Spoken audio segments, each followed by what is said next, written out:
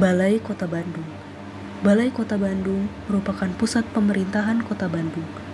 Gedung ini merupakan salah satu bangunan tertua di Kota Bandung. Sebelum gedung ini didirikan, lokasi tersebut merupakan gudang kopi yang dibangun pada tahun 1819. Pada tahun 1923, gudang kopi diserahkan pada pemerintah kolonial Belanda.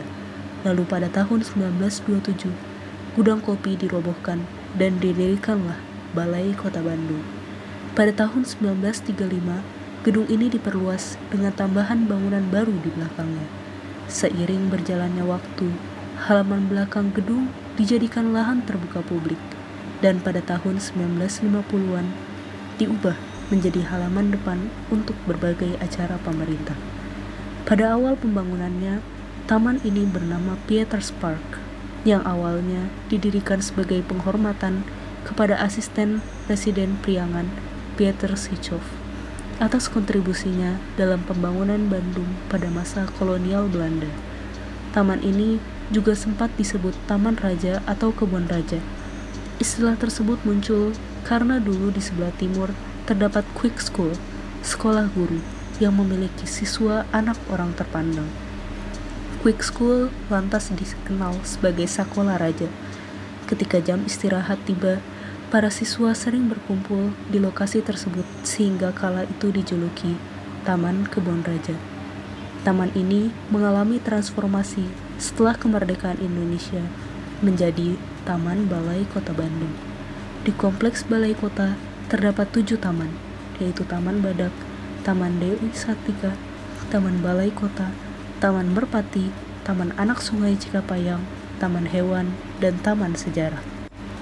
Taman Balai Kota memiliki banyak fasilitas dan atraksi menarik yang berpotensi mengundang pengunjung untuk datang.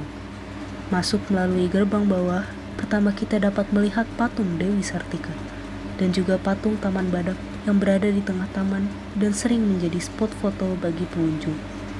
Di sebelah kiri Taman Badak terdapat area Taman Hewan. Di sini kita dapat melihat angsa, ayam, dan beberapa jenis burung. Setelah melewati Taman Hewan, kita dapat melihat area tanaman hidroponik. Berjalan menuju sisi utara Taman Balai Kota, kita dapat melihat patung ikan dengan air mancur dan juga taman labirin. Taman ini dirancang seperti labirin dengan dinding rumput yang tinggi dan titik pusat pohon yang besar. Potensi lain pada Taman Balai Kota adalah banyaknya elemen air dan vegetasi yang dapat memberikan pengalaman restoratif bagi pengunjung. Pohon-pohonnya yang rindang, bunga-bunga berwarna-warni menjadi keindahan tersendiri dalam ruang publik ini. Selain itu, terdapat juga kolam ikan dan air mancur pada beberapa bagian taman. Meski memiliki beragam potensi yang menarik, Taman Balai Kota juga masih memiliki beberapa persoalan yang perlu diselesaikan. Pengelolaan taman yang kurang baik, informasi mengenai jam buka yang kurang jelas, serta minimnya akses masuk membuat ruang publik ini menjadi sepi pengunjung. Terdapat beberapa fasilitas yang kurang terawat seperti pada peta yang dicoret-coret dan fasilitas taman bermain yang sudah rusak. Beberapa lampu taman pada malam hari juga tidak menyala sehingga ruang publik menjadi kurang aman dan nyaman karena gelap. Sebagai ruang publik, Taman Balai Kota memiliki elemen-elemen fisik sebagai penyusunnya. Elemen fisik yang pertama yaitu terdapat area pedestrian yang layak dan nyaman pada setiap taman. Di Taman Balai Kota terdapat area pedestrian yang cukup luas dan nyaman karena banyak pepohonan rimbun yang menaunginya. Pedestrian yang dirancang menerapkan prinsip universal design sehingga taman lebih bersifat inklusif. Material yang digunakan pada area pedestrian merupakan batu-batu yang sedikit menonjol sehingga memastikan pengguna tidak mengalami jatuh karena licin. Terdapat ruang berkumpul yang dirancang dengan bentuk organik dan memiliki kesan dinamis sebagai penerapan ruang sosiopetal agar terjadi interaksi sosial antar warga. Terdapat juga plaza yang cukup besar sehingga menjadi titik kumpul dari warga yang ingin berinteraksi. Pada Taman Sungai Cikapayang, terdapat beberapa signage untuk memberikan informasi penting menjaga kebersihan sungai. Signage lainnya pun ditemukan sebagai media edukasi tentang pembuangan sampah.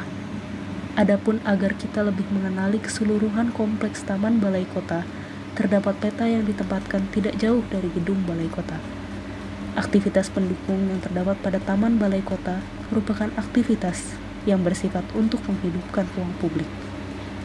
Aktivitas tersebut salah satunya adalah adanya alat-alat olahraga yang bebas digunakan oleh publik dan juga taman bermain.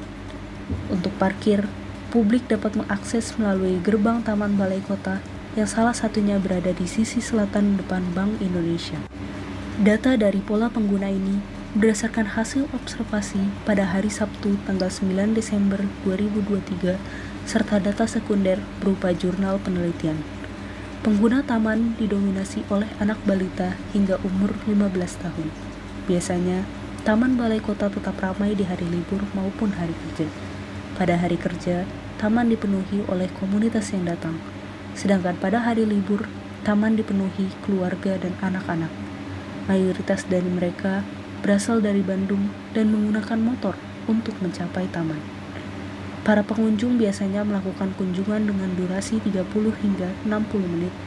Dalam waktu tersebut, para pengunjung pada umumnya melakukan kegiatan makan, bersantai, bermain, dan berfoto. Kegiatan mereka berpusat pada fasilitas taman berupa tempat duduk yang tersedia sehingga terbagi menjadi kelompok-kelompok kecil.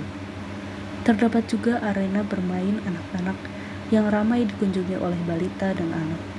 Mereka menggunakan fasilitas wahana permainan yang tersedia. Selain itu, terdapat aktivitas lain berupa permainan badminton atau sekedar jalan-jalan di sekitar taman. Tidak ada perbedaan signifikan antara pengunjung laki-laki dan perempuan.